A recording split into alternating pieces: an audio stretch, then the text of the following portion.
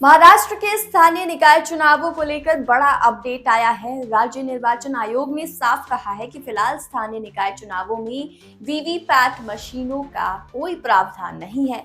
यानी वोट डालने के लिए मतदाता को पर्ची से अपनी पसंद की पुष्टि करने वाली ये मशीन इस्तेमाल में नहीं आएगी। अब सवाल उठ रहे हैं कि क्या बिना वीवीपैट के चुनाव पारदर्शी रह पाएंगे और विपक्ष इस पर इतना मुखर क्यों है।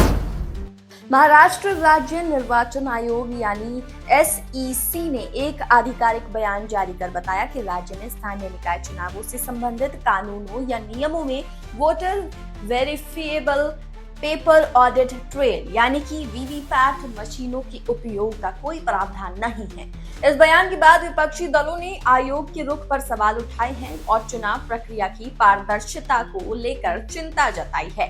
कांग्रेस विधायक दल के नेता विजय वडेट्टीवार ने कहा कि अगर वीवीपैट मशीनों का इस्तेमाल संभव नहीं है तो ग्रामीण और शहरी निकायों के चुनाव मतपत्र के जरिए कराए जाने चाहिए। विपक्ष का तर्क है कि वीवीपैट से मतदाताओं को ये भरोसा मिलता है कि उनका वोट सही उम्मीदवार को ही गया है। दरअसल राज्य में बृहन्मुंबई महानगर पालिका सहित कई स्थानीय निकायों के चुनाव जनवरी 2026 तक होने हैं। ऐसे में पारदर्शिता और निष्पक्षता को लेकर ये मुद्दा लगातार गर्म हो रहा है। आयोग ने अपने बयान में कहा कि लगभग सभी स्थानीय निकाय चुनाव बहुसदस्यीय वार्ड प्रणाली के तहत होते हैं। साथ ही आयोग ने यह भी बताया कि देश के सभी राज्य निर्वाचन आयोगों की भागीदारी वाली तकनीकी मूल्यांकन समिति TEC फिलहाल वीवीपैट के अनुकूल मतदान मशीन विकसित करने पर काम कर रही है, लेकिन समिति की अंतिम रिपोर्ट अभी नहीं आई है। इसीलिए इस वक्त स्थानीय चुनावों में वीवीपैट का उपयोग संभव नहीं है।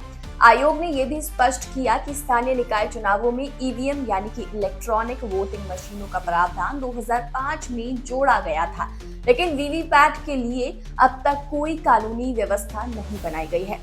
यानी फिलहाल महाराष्ट्र के स्थानीय चुनावों में मतदाता केवल EVM पर ही वोट डालेंगे और वीवीपैट का इंतजार अभी बाकी है। तो अब सवाल यही है, क्या बिना वीवीपैट के चुनावों में जनता को पूरा भरोसा मिल पाएगा या फिर विपक्ष की मांग पर सरकार को इस दिशा में कोई ठोस कदम उठाना होगा। अगर आप चाहते हैं चुनावी अपडेट्स, राजनीतिक विश्लेषण और ग्राउंड रिपोर्ट सबसे पहले, तो चैनल खबर 24 एक्सप्रेस को सब्सक्राइब करें और बेल आइकन जरूर दबाएं, क्योंकि यहाँ मिलती है नई सोच, नया भारत।